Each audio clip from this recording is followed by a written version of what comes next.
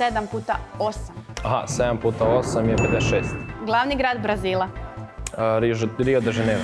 Koliko kontinenata postoji? 7. Koja je kemijska formula za vodu? H2O. Koji je najveći organ u ljudskom tijelu? Koža. Nabroj 3 države koje počinju slovom S. Srbija, Slovenija, Slovačka. Ko je glumio u Fight Clubu?